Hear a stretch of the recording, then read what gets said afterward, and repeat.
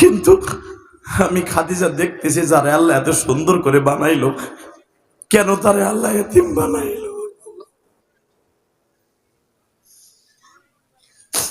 এতিম যারা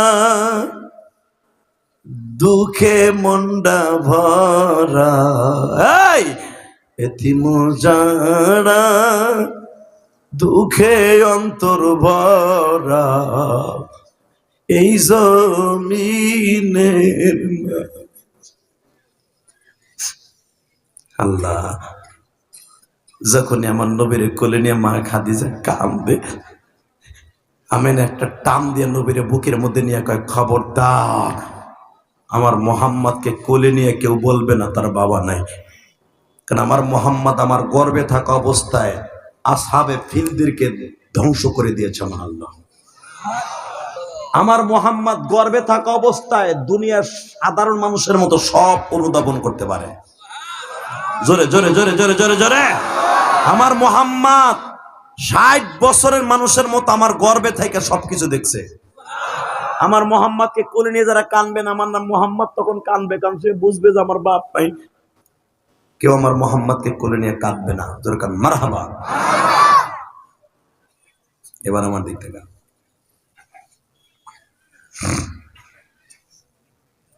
আমার নবী বড় হলেন, মারহাবা বলেন। 6 বছর বয়স হইলেন। আমার নবীকে 6 বছর বয়সে মনে হইতেছে 18 বছরের যুবক।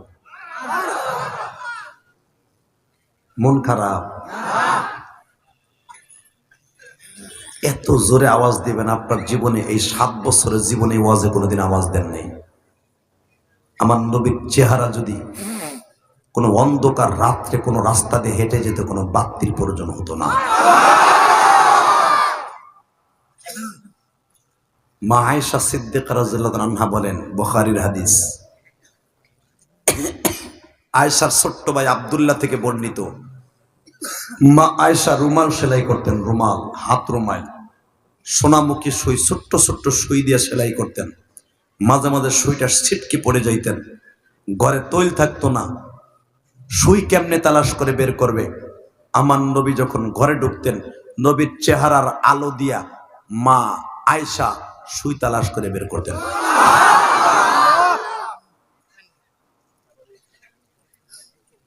যার শরীরে এত আলো, তাকানে দিকে, ওই মানুষটার বাবা নাই। আজকে মানুষটার বয়স 6 বছর 3 মাস 10 দিন। হঠাৎ করে আমার নবী তার মায়েরে কয়, মা, ও মা, এটা কথা জিগাই, মা কি তুমি বলবা তো সত্য কথা? বাবা, আমি আজও পর্যন্ত তোমার কাছে একটা মিথ্যা কথা বলি নাই। মা, আল কিদবু ইউহলিক, মিথ্যা মানুষকে ধ্বংস করে দেয়, যেরকম কাষ্ঠ আগুনে ধ্বংস করে দেয়, চলা আগুনে ছাই দিয়ে দেয়, ছাই করে ফেলে পোড়াইয়া, মিথ্যা মানুষকে ধ্বংস করে দেয়। না বাবা, আমি তোমার কাছে কোনোদিন মিথ্যা বলি নাই। বলো কি বলবা? মা গলাটা জড়াই ধরে কয়, মারে, ও মা, আমি গতকালকে যখন জাবালে কাবার ওখানে খেলাধুলা করতে যাচ্ছিলাম গো মা, আমার মামাতো ভাই আব্দুর রহমান, আমার চাচতো ভাইরা সবাই দেখলাম আমার চাচাদের কোলে উঠে বাইতে চলে গেল, আমার কেউ নিতে আইলো না। যে মা, সত্য কথা কও তো, তুমি কও আমার আব্বা খালি ব্যবসায় গেছে, ব্যবসায় গেছে। সত্য কথা বলো তো, আমার আব্বা আছে না মারা গেছে? আমার আব্বা কোন দেশের ব্যবসায় গেছে?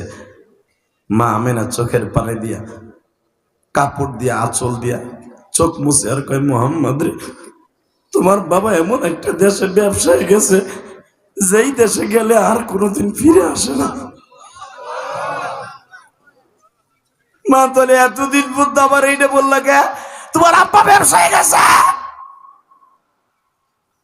বাবা, ব্যবসা তো 2 প্রকার, একটা আখিরাতের ব্যবসা আর একটা হলো দুনিয়ার সওদাগরের ব্যবসা। আমি তো ঠিকই কইছি তোমার আব্বা ব্যবসায় গেছে। মা, যদি আমার আব্বা ব্যবসায় যেয়ে থাকে, যেই দেশের ব্যবসায় গেছে, আমি ওই দেশে যাবো, দেখবো আমার আব্বা কত বড় লম্বা ছিল, কবরটা দেখলি তো বুঝবো আমার আব্বা কতটুকু লম্বা ছিল।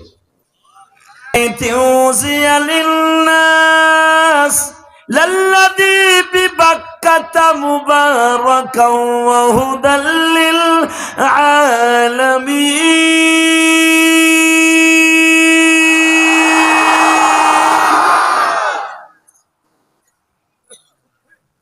ও নবী মুহাম্মদ, আপনার এই বাপের দেশটার নাম মক্কা ছিল না বাক্কা ছিল কিনা? জোরে কন, আরো জোরে। জোর হলো না, জোরসে বলো, আরো জোরে। এবার বলেন শহরটার নাম কি? বাক্কা বললো সওয়াব, মক্কা বললো সওয়াব, কারণ কোরআনের দোনোটা শহরের নাম আছে। যেরকম মারহাবা। বাবা, এই বাক্কা শহরের নিয়ম আছে, কারো স্বামী মারা গেলে শ্বশুরের অনুমতি ছাড়া কোথাও বাড়ির থেকে বের হওয়া যায় না। তোমার দাদাকে ম্যানেজ করতে পারবা? আমি পারবো, যাও। ও দাদা, দাদা, আরে আমার কলিজার দাদা ভাই কি বলে? ও দাদা, আমি তোমার কাছে জীবনে কিছু চাই নাই। কি চাইবে? এই দাদার কলিজাটা চাও? দাদার কলিজাটা তোমার জন্য কেটে দেব। আরো জোরে কোন। তুমি যদি বলো মক্কার ভিতরে সবচাইতে উচ্চঙ্গের ভালোবাসা চাও, আমি দেব। মক্কার ভিতরে সবচাইতে দামি খাবার আমি তোমার কিনে দেব, সবচাইতে দামি ড্রেস তোমাকে কিনে দেব। দাদা, এগুলো আমি কিচ্ছু চাই না, শুধু আমি একটা জিনিস চাই, কি আমি একটু আমার বাবার কবরটা দেখতে যাব। দাদার মুখটা এতটুকু হয়ে গেছে। বাবা, আমি যখন এই তাফসিরটা পড়ি সূরা দোহার আলোকে, বিশ্বাস করেন তাফসিরে মারুফুল কোরআনের মধ্যে মুফতি শফি রহমাতুল্লাহ লেখেন, আমি এই তাফসিরটা দেখতে যে নিজের চেক দিয়ে রাখতে পারি না, তার কারণ আমি আমার দাদারে জীবনে দেখি নাই। আমার দাদা কেমন আমি জানি না। আমার জন্মের 5 বছর আগে আমার দাদা দাদি মারা গেছে। বাজানরে, আমার নবী যখন বললেন দাদা যান, আমি আমার বাবার কবর দেখতে যাব, আমার নবীর দাদা তার বাপ পোতাটারে এত ভালোবাসতেন। এই যে মেম্বার সাহেবের বাবা এখনো বেঁচে আছে, দেখবেন সন্তানগুলার বাসায় যায়, ছোট্ট ছোট্ট ছেলে মেয়েরা দৌড়ে আসে, দাদা কেমন আছো? একটা নাতিরে কোলে নাই, আর একটারে কান্দে নাই, আর একটারে ঘাড়ে নাই। নাতিগুলারে কোলের মধ্যে নিয়ে আফসোস মিটায় আর বলে, আমি দোয়া করি তোমরাও একদিন আমার মতো দাদা হইবা। আবার বিশ্বনবীর দাদা বলে ফেললেন, দাদা ভাই, আমি তোমার 1 ঘন্টার জন্য আমার চোখের আড়াল করতে দিতে মন চায় না, কিন্তু তুমি আমার আগের থেকে স্বীকার করার নিছ। দাদা, তুমি আমারে দিব, আমিও বলে ফেলেছি দিব। যাও গো দাদা যাও, কিন্তু 3 দিনের উপরে কিন্তু এইখানে থাকা যাবে না। আমি তোমারে ছাড়া 1টা ঘন্টা বাঁচতে পারবো না। দাদা, মক্কার আবহাওয়ার মদিনার আবহাওয়া এক না, তুমি 1 দিনের বেশি থাকবা না, 3 দিন পরে চলে আসবা। আমার নবী বলে, দাদা আমি আমার মাকে নিয়ে যাই। সাথে 3 জন খাদেমা দিলেন, 2টা বডিগার্ড দিলেন গো বাবা, রাস্তা দেখানোর জন্য। হাওদাসের মধ্যে বসে আছে মা আমেনা। আমি 2014 সালে মা আমেনার কবরটা দেখছিলাম গো বাবা। বস্তিতে যদি কোনো হাজি যায় গো বাবা, গত রমজানে আমি নবীর মামার কবরটা দেখছি। ও বাবা, বীরে শিফা থেকে 32 কিলোমিটার গেলেই হলো নবীর মামার কবর। আল্লাহু আকবার, ধরে ভালো। বদরের 313 জনের ঘর আমি গুনাহগার গত রমজানে দেখেছি, যেখানে নবীর সাহাবী আমার নবীর কোলে বসিয়া বলছিল, নবী আমি আঙ্গুর খাইতাছি, এই আঙ্গুর ফেলে দিয়ে বদরে নামলে কি হব? নবী বলে, তুমি জান্নাতে যাইবা। যেখান থেকে জিব্রাইল তার জান্নাতে উড়াল মেরেছিল, ওই জায়গাটা বহুতবার দোয়া করেছি। ও বাজান, এবার আমার দিকে তাকান, আমি গুনাহগার। আল্লাহর কুদরতি শক্তি দিয়ে হয়তো আল্লাহ আমাকে নিয়েছিলেন। ও বাবা, নবীর মায়ের কবরটা যারা জীবনে একবার দেখছেন, এখনো পর্যন্ত আমেনার কবরের কাছে গেলে শরীরের মধ্যে ঝাঁকি মারে গো বাবা। ইলিয়াসুর রহমান জেহাদি দেখেছে, কাছে যাইতে দেয় না পুলিশ। শুধু পাহাড়টা অন্তত বাবা 100 গজ দূরে থাকে, দূরের থেকে দেখতে হয়, তার কাটা দিয়া বাবা বেড়া দিয়া। আমার নবীর মার সাথে উটের মধ্যে বসা আমিনা বললেন, মোহাম্মদ রে, ওই যে তোমার বাবার কবরটা দেখা যায়, তুমি একটু যায় দেখো তোমার বাবার কবরটা কেমন। কারণ তোমার বাবারে কবর দেওয়ার পরে আমিও কোনোদিন কবরটা দেখতে আসি নাই, কারণ আমি জানি তোমার বাবার কবর দেখতে আসলে আমি সহ্য করতে পারবো না। আমি কোনোদিন এই 6 বছরের ভিতরে তোমার বাবার কবরটা দেখতে আসি নাই। বাজার আমি দেখবো বাবা হারা কয়জন আছো। আমার নবী আঁঠু দুটা গেড়ে দিয়া বাবার কবরের মাটিগুলারে থাবা দিয়া ধরছে, বুকের মধ্যে নিয়ে চিৎকার মারে আর বলে, বাবা গো বাবা,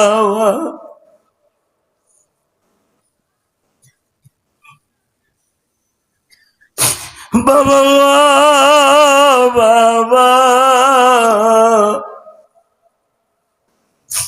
ও বাবা বাবা।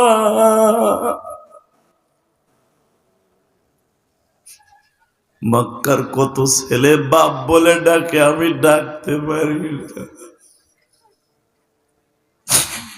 আর মাত্র রমজানের 2 সপ্তাহ বাকি আছে বাবা, চোখের পানি ফেলায় আমার মাওলারে দেখায়া দেও না।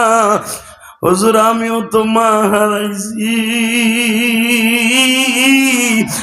আমিও তো বাপ হারাইছি।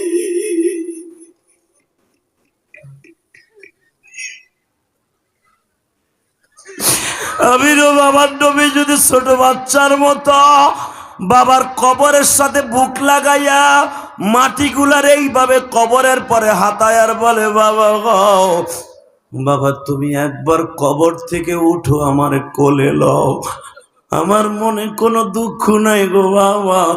আমার দাদা আমার চাচারা অনেক আদর করে, শুধু একটাই দুঃখ, তোমার কোলে জীবনে উঠতে পারলাম না। আল্লাহ, তোমার নবীর কথা শুনে যারা কাঁদে, আমি জানি না কার নবীর মতো বাবা নাই গো বাবা। এদের বাবার কবরটা জান্নাতের বাগান বানায় দিবা। এ কলিজার ভাই আমার, এবার চিল্লাবার কানবা বাজান। নবী যখন বারবার বাবা বলে ডাকে, হে যুবক, আমেনা পিছনের থেকে দৌড় দিয়ে যায়, নবীরে বুকের মধ্যে নিয়ে দেখে নবীর বুকের মধ্যে গোশতের পানির ডেক্সির মতো বাবা বাবা আওয়াজ হয়।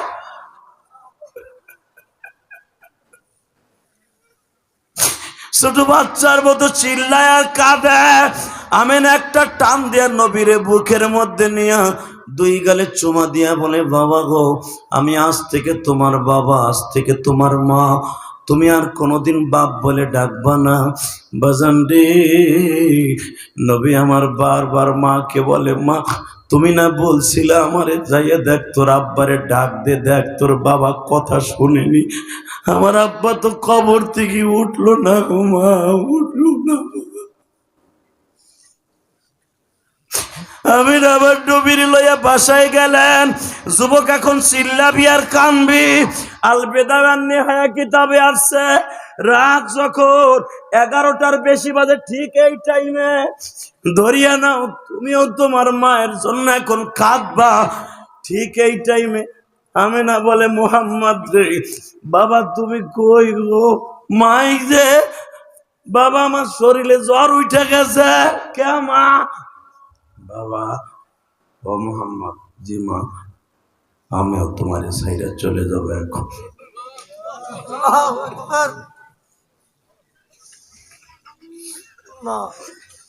পৃথিবীর এমন কোন লেখক নাই গো বাবা, আমার নবীর মায়ের মৃত্যু লিখতে যাইয়া নিজে ঠিক থাকতে পারছে।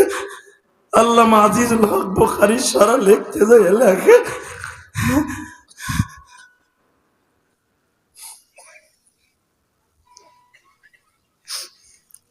1988 সালে, 1968 সালে আমেনার কবরের পাশে বসে আল্লামা আজিজুল হক নবীর মৃত্যুর মায়ের জিনিস লেখছে।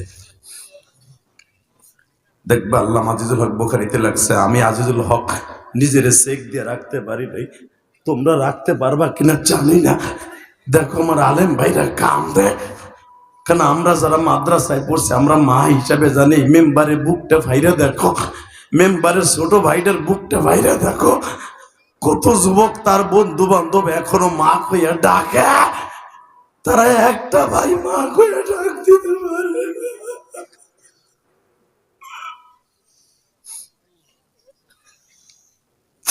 তাকে কাছ থেকে কত মা রমজানের টাকা নেয়, জাকাতের মাইয়ার বিবাহের জন্য টাকা নেয়, কাপড় নাই লুঙ্গি নাই, কত মা।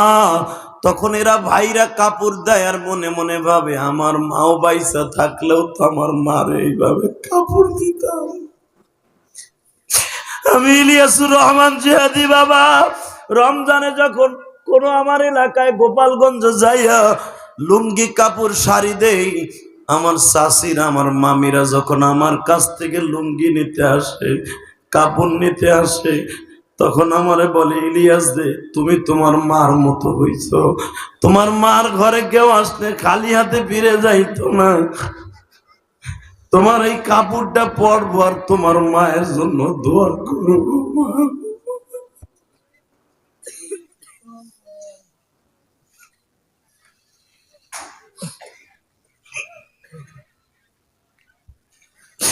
ইলিয়াসুর রহমান জিহাদির কোন জিনিসের অভাব নাই বাবা, শুধু একটা জিনিসের অভাব, আমার মা নাই গো মা।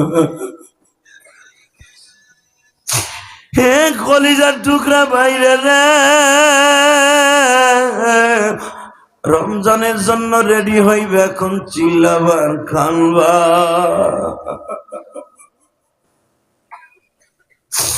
আমার নবীর মা যখন এই 11:15টার সময় বললেন মুহাম্মদ রে আমার চোখের সামনে এমন একজন রে দেখতাছি গো বাবা, যার জীবনে আমি এই চোখ দিয়ে দেখি নাই, মনে হয় লোকটাই মালাকুল মউত গো বাবা। বাবা মনে হয় একটু পরে আর তোরে ডাকতে পারবো না, তুই একটু আমার কাছে আস না বাবা।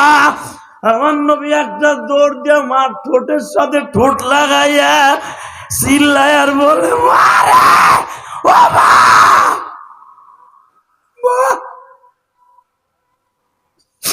আমি কিসের বাবার কবর দেখতে আসলাম গো মা, আমি এখন তোমারে হারাবো, মেনে নিতে পারছি না গো মা।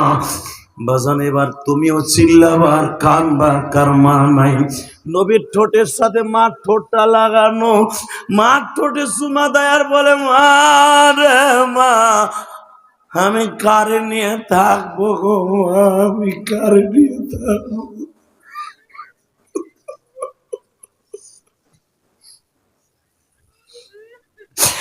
আল্লাহ তুমি সাভার হেমায়েতপুরের দিকে তাকা, 29শে ফেব্রুয়ারি আজকে সেই ভাষা আন্দোলনের সর্বশেষ দিন, একটু পরে মার্চের 1 তারিখ হয়ে যাবে। আল্লাহ যারা কান্দে তুমি দেখো, এদের বাবা মারে তুমি মাফ করে দিও গো আল্লাহ। আল্লাহ এদের সবাইকে মাফ করে দিও, মেম্বার সাহেবের মাকে মাফ করে দিও, তার বাবা দুখুমিয়ারে মাফ করে দিও। এই 2 ঘন্টার উপরে ওয়াজ শুনে কাঁদতাছে তোমার বাবা।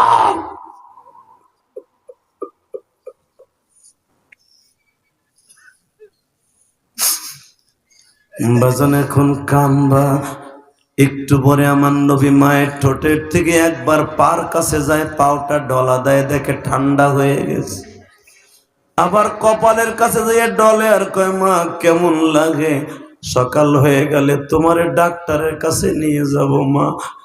আমি না কান্দে আর কয় মুহাম্মদ রে তোর বুকটা একটু আমার বুকের সাথে লাগা গো বাবা। বাবা আমি ইলিয়াসুর রহমান জিহাদির মা, 12 বছর বয়সে মারা গেছে গো মা। আমি তখন এই যে হুজুর, এই যে দেখো তোমাদের এই সাভার এই হেমায়েতপুরে চাকরি করে, এই হুজুর এলাকায় মাদ্রাসায় পড়তাম, হিরণ মাদ্রাসায়, আমি হিরণ মাদ্রাসায় পড়তাম ভাইজান। আমি মাদ্রাসায় যাওয়ার আগে আমার মা বলছিল ইলিয়াস রে তোর সাথে আর কোনোদিন আমার দেখা হইব না বাবা, তুই কোনোদিন মাদ্রাসাটা ছাইরা আসিস না। আমার মা মৃত্যুর 1 ঘন্টা আগে আমার বাবার পাও ধরছে।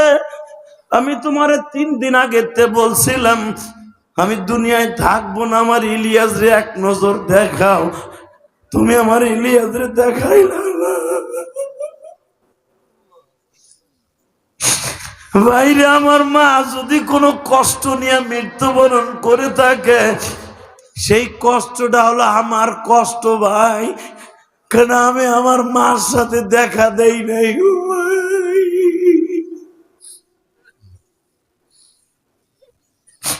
আমার আব্বা আমারে আনে নাই, আমি 12 বছরের যুবক, আব্বা আমারে আনে নাই। আমি হিরুন মাদ্রাসায় পরীক্ষা দিতেছিলাম। বাবা বেলা 12টার সময় পরীক্ষার হলে আমার কানে খবর গেল আমার মা নাই। মা গো, তুমি কবরে কেমন আছো জানি না মা। মা গো, তোমার ইলিয়াসের মনের দুঃখ কেউ দেখলো না মা। যেই মেম্বার গো মাহফিল আইসো, ওরা কয়টা ভাই মা আর গো মা, ওদের মনের কষ্ট কেউ বুঝে না মা। টাকার মালিক হয়েছে ঠিকই, গাড়ির মালিক, বাড়ির মালিক, মা ওদের মনের দুঃখ আল্লাহ ছাড়া কেউ জানে না গো মা। ওরাও আমার মতো মা আর মা।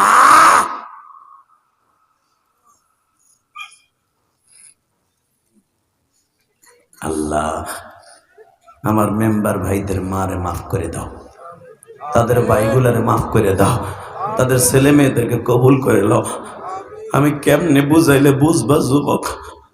যাদের মা নাই ওদের দুঃখ কেউ বুঝবো না, যাদের বাবা নাই ওদের দুঃখ কেউ বুঝবো না, যারা মা হারা বাপ হারা তাদের কোনোদিন কষ্ট দিও না, কারণ এদের কষ্ট আল্লাহ ছাড়া কেউ জানে না।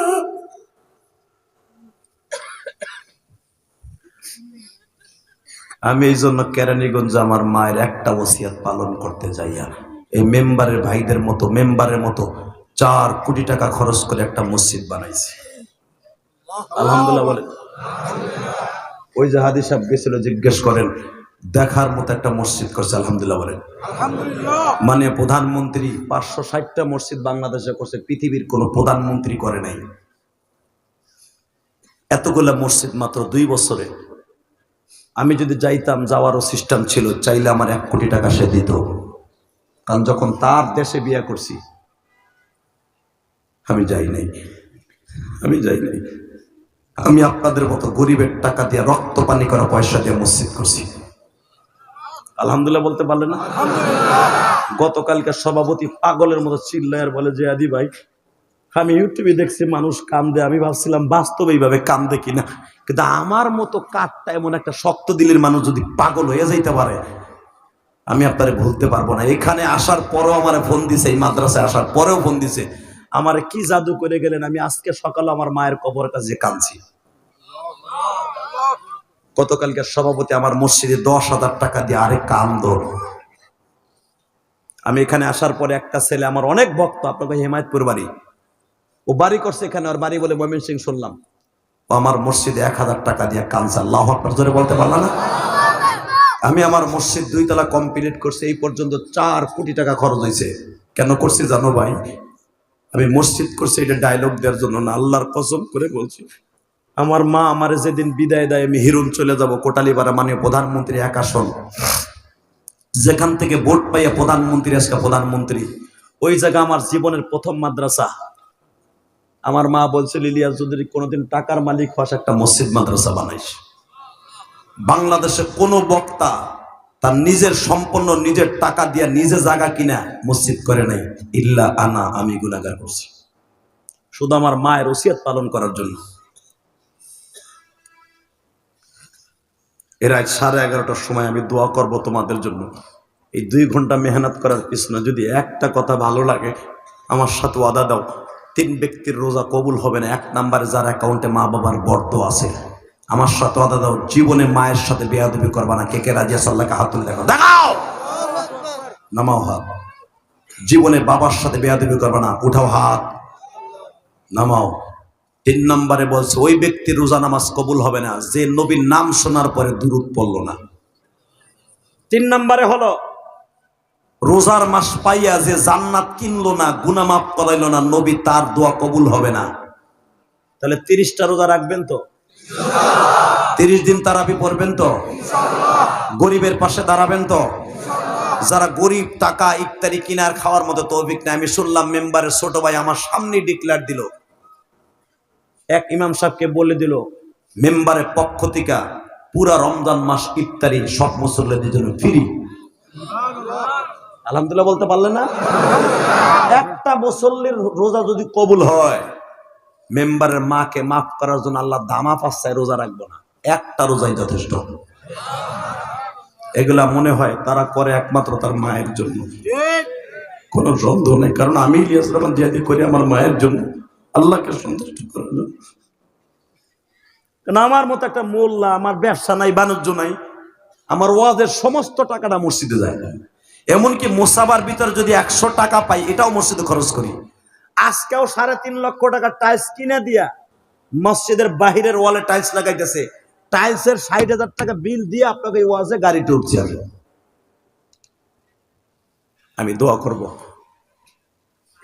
গতকালকে সভাপতির জন্য এবং উপজেলা চেয়ারম্যানের জন্য, যিনি গতকালকে আমার মসজিদে টাকা দিয়ে দোয়া চেয়েছিলেন।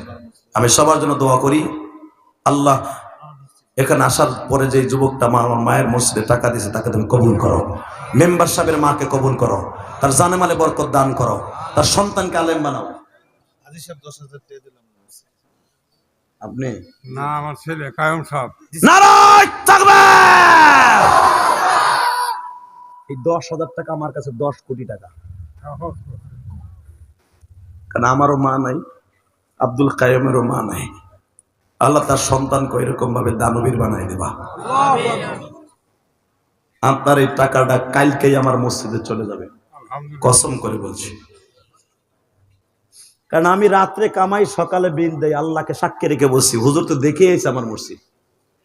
কারণ আমার কোনো কমিটি নাই, আমি যা পাই সব মসজিদ মাসা খরচ করি।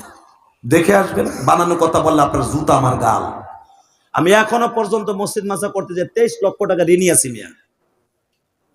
মেম্বার তো যে 4টে ভাই, আল্লাহ 4জন না 3জন, 4 ভাই মনে করবেন তারা 4টা শিল্পপতি, তারা এই মসজিদ মাসা চালানো করে ব্যাপার না। কিন্তু আমি গুনাহগার, তো আমি একা, আমারে তো সাপোর্ট দেওয়ার মতো আপনাকে মতো কেউ নেই। যে আর একটা ভাই পাইলাম আব্দুল কাইয়ুম, মারহাবা বলেন। শুধু আমার সাথে ওয়াদা দেন, মোনাজাত করার আগে কেউ যাবেন না। কে কে রাজি আছেন? আল্লাহকে হাত তুলে দেখান। লিল্লাহে তাকবীর, লিল্লাহে তাকবীর। যুবক, একটা যুবক মাদ্রাসার সামনে দিয়ে যাইস না, দোয়াটা লয়ে যা যদি রোজা কবুল করাইতে চাস। নামান হাত। শুধু আমার সাথে একটা ওয়াদা দিবেন, যতদিন বাঁচবো ঈমান আমলের সাথে থাকবো। এই যে মাদ্রাসাটা যে করছে মেম্বাররা কয় ভাই মিলা, জায়গা দিয়া, টাকা দিয়া, বিল্ডিং দিয়া, শ্রম দিয়া, হুজুরকে বেতন দিয়া। আমি শুনলাম আব্দুল কাইয়ুম ভাই ইমাম, মুয়াজ্জিন খাদেমের বেতন দেয়। এরা যখন চলে যাবে, হতে পারে তার ছেলে মেয়ে নাও দিতে পারে, কথা কন না কেন? হয়তো ভাইরা বেঁচে আছে, চালাইতেছে এই মসজিদ, কিন্তু তারা নিজেকে ব্যক্তিগত হিসাবে করে না, আপনাকে জন্য করে দিয়ে গেছে। এটার জন্য আপনারা তাকাইয়া খেদমত করার দরকার আছে না নাই? এ আর কি সেন্দ্রে মিয়া, এতটুকু একটা মাদ্রাসার ভিতরে 25 জন কোরআনের হাফেজ। একটা দাওরা হাদিস মাদ্রাসা তো মিয়া 25 জন হাফেজ বাইরে না বছরে। সুবহানাল্লাহ বিহামদি। আমি তো পাগড়ি পেঁচাইতে পেঁচাইতে হাত ব্যথা হয়ে গেছে, আমার গণ নিঃশ্বাস উঠে গেছে পেঁচাইতে। 25 জন মানুষের পাগড়ি পেঁচাই দেখছেন মিয়া কত কষ্ট। চলা কমানোর সাথে বেশি কষ্ট। যদি কোন কি ওই জায়গায় একটা ঘুরলি দিয়ে দিয়েছেন, বহুত কষ্ট পাগড়ি বান্দা। 25 জন মানুষের পাগড়ি পেঁচাইতে যে আমার বুকে ব্যথা হয়ে গেছে। ওই যে হুজুরের স্বনামধন্য শ্বশুর, অনেক বড় মাহের আলেম, মুহাক্কিক আলেম এবং বজর্গ, জবরদস্ত বজর্গ হুজুরও তো দেখলাম অসুস্থ হয়ে গেছে পাগড়ি পেঁচাইতে পেঁচাইতে। 25টা ছাত্রের গায়ে কি মনে করলেন মাথায় পাগড়ি পেঁচানো? সব আপনাদের এই এতিমখানার ফসল। এই একটা ছেলে যদি কোরআনে হাফেজ হয়ে জান্নাতে যায়, এই আব্দুল কাইয়ুমের মার জান্নাতে যেতে হবে। আলহামদুলিল্লাহ বলতে পারলেন না? এই আইয়ুব আলী মেম্বারের মার জান্নাতে যেতে হবে, যেতে হবে, যেতে হবে, যেতে হবে, যেতে হবে। আমার মসজিদের একটা ইটা যদি কবুল হয়, আমার মাকে জান্নাত দিতে হবে। আপনি যে মসজিদ মাসে দান করেন, সেটা 1 বস্তা সিমেন্ট হোক, আপনার মাকে আল্লাহ জান্নাত দিতে হবে। অতএব এই মসজিদ মাসার প্রতি খেয়াল রাখার দরকার আছে না নাই? মেম্বার সাহেবের ডাকে সাড়া দেওয়ার দরকার আছে না নাই? এই মসজিদটার অসম্পূর্ণ কাজগুলো আপনারা করবেন ইনশাআল্লাহ। মাদ্রাসার কাজও আপনারা করবেন। টাকা দেওয়ান লাগবো না, খালি তাকোর সাথে থাকবেন আর ওখানে দাঁড়ায় দাঁড়ায় দোয়া করবেন, জাল্লা আরো হায়াত বাড়ায় দাও। আর এই মসজিদ মাসে তাকে জীবদ্দশায় 5 তলা 6 তলা করে যেন তারা কবরে যায়। তার বাবার হায়াত আল্লাহ আরো বাড়ায় দিক, যেন মসজিদ মাসে আরো সুন্দর হয়। ইনশা ইনশা কে দোয়া করবেন না? করবেন তো ইনশাল্লাহ? তাহলে আমার সাথে ওয়াদা দেন 30টা রোজা রাখবেন, 30 দিন তারাবি পড়বেন, জনগণকে খেদমত করবেন, গরিবের পাশে দাঁড়াবেন, 5 ওয়াক্ত নামাজ পড়বেন। ইনশা ইনশা মনে থাকবে। আর এই মাদ্রাসায় যারা মসজিদে তারাবি পড়বেন, কিচ্ছু লাগবে না, আপনারা বিনে পয়সায় ইফতারি করবেন। আর ইফতারের আগ দিয়া মেম্বার সাহেবের জন্য, তার বাবার জন্য, তার মার জন্য দোয়া করবেন। আল্লাহ কবুল করুক, জোর করে আমিন। হয়তো মেম্বার সাহেব 1 মিনিট কথা বলবে, তার বাবা কথা বলবে, অথবা হুজুর বলবে, এরপরে মোনাজাত হয়ে যাবে। আজকে জুমার রাত, আমি পুরা রমজান মাস মক্কা মদিনায় থাকবো ইনশাআল্লাহ। আপনাদের কথা আমার মনে থাকবে ইনশাআল্লাহ। বলেন, আরো জোরে বলেন। আপনি শুনলে খুশি হবেন, হুজুর কই? আপনি যে পরশুদিন টাকাটা দিচ্ছেন না, আপনার এই টাকা দিয়ে আমি 1000 টাকা জমা দিছি। আলহামদুলিল্লাহ। উমরার টাকা জমা দিছি আপনার এই টাকা নেই। বড় হজ করেছে, বড় বাইরে দুনো আল্লাহ আল্লাহ আল্লাহ। কায়ম হজ করেছে, কায়েম ভাই হজ করছে, আইয়ুব আলী ভাই হজ করছে। আল্লাহ আমাকে 17 বার নিছে মক্কা মদিনায়, এবার গেলে 18 বার হবে। আল্লাহ, আমি দোয়া করি পরিবারের জন্য, আল্লাহ এদের সবার ছেলে সন্তান সবাইকে হজ করার তৌফিক দান করো, উমরা করার তৌফিক দান করো। এবং মেম্বারে টাকায় দেন কি বরকত। এর টাকাটা দিছে পরশুদিন, আমি আজকে আয়া ওই টাকাটাই ওইভাবে আজকে জমা দিয়ে দিছি উমরার জন্য। তখন ভাবছি যাইয়া মেম্বারে বলবো, মনে অবশ্যই খুশি হইব যে আমার টাকাটা রসুলের মক্কা দেশে যাওয়ার জন্য চলে গেছে। ওয়াজের টাকা তো প্রতিদিনই দেওয়ান লাগে আমাদের, না দিলে আমরা মসজিদ মাসা করবো কি দিয়া? কথা বলেন না কেন? আমার আল্লাহ দেশে বিদায় তো কোটি কোটি টাকা খরচ করে দান করছি। আমি কাউকে বলি নাই যে মেম্বারের বাইরে বলছি আমার 10,000 টাকা দেন। এই 10,000 টাকা আমার কাছে 10 কোটি টাকা। গতকালকে হাজার হাজার টাকা যুবকরা মোসাবাই দিছে, কারণ আমি কোনো ধনীর টাকা দিয়ে মসজিদ করি নাই, আমি গরিবের টাকা দিয়া, এই মেম্বারের ভাইয়ের মতো গরিব, আমার মতো গরিব, আপনার মতো রিক্সা চালকের 100 টাকা দিয়া আমি নিয়ে